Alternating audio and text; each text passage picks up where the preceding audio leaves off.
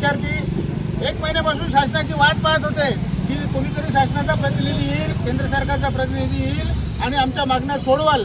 परंतु त्याचा उद्रेक असा झाला की लाखो विद्यार्थी तिथे जमले तरी या असंवेदनशील आणि हुकुमशाही सरकारला याची जाग आली नाही. आणि त्याचं प्रत्यंतर आणि त्या माध्यमातून एक वैज्ञानिक, आपल्या देशातला एक वैज्ञानिक ज्यांनी विद्यार्थ्यांसाठी काम केलं आहे असा सोनम वांगचुक आज त्याच्या उपोषणाला 26 दिवस झाले. हे एवढं असंवेदनशील आणि हुकुमशाही सरकार आहे की त्याच्या उपोषणाची साधी दखल सुद्धा घेतली नाही आणि त्याला जबरदस्तीने नंतरवरून उठून तेही कोर्टात जावं लागलं त्याला आणि दवाखान्यात भरती केलं. शेवटी आता प्रायव्हेट याच्यामध्ये मेदांता हॉस्पिटलमध्ये ते आहे. असं असंवेदनशील सरकार जे संसद भवन 3 किलोमीटरवर आहे आणि संसदेचं अधिवेशन सुरू आहे जे जनतेच्या प्रश्नासाठी होत असते. याच्यावर सुद्धा हे आपलं जे मोदी सरकार आहे विदेशात फिरणे आणि विश्वगुरू स्वतःला म्हणून घेणे अशा प्रकारची नीती वापरून आपल्याच देशातल्या तरुणाला जे युवा पिढी आहे हे देशाचं भविष्य आहे याच्यावर हे उघड्या डोळ्याने अत्याचार करताय, अन्याय करताय.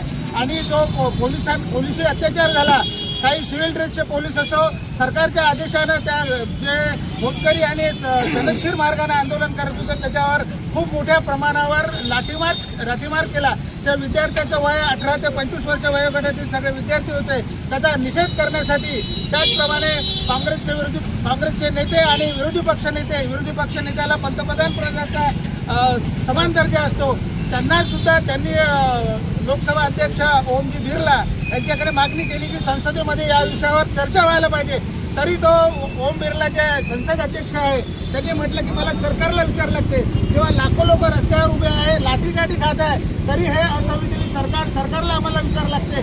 मग त्याची परिणिती अशी झाली, सरकारला विचारायचं म्हणजे कोणाला विचारतं. शेवटी त्यांना पंतप्रधानांच्या निवासस्थानासमोर जाऊन धरणे द्यावं लागलं आणि त्यांना सुद्धा अमानुषपणे विरोधी पक्ष नेत्याला विचारताना तर मारहाण होतच आहे. त्याचप्रमाणे आपल्या लाखो 100 खासदार ज्यांचे आहे विरोधी पक्ष नेते आहे त्यांनाही ओढत जेलमध्ये डिटेन करण्यात आलं.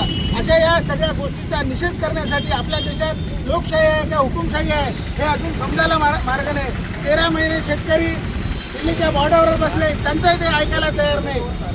जे पैलवान आहे मेडल मिळाले त्यांना, जे खेळाडू होते तेही 1 महिना 2 महिने जंतर मंतर बसले, त्यांचंही ते हे सरकार ऐकायचं कोणाचं. मग सरकार आहे कशासाठी?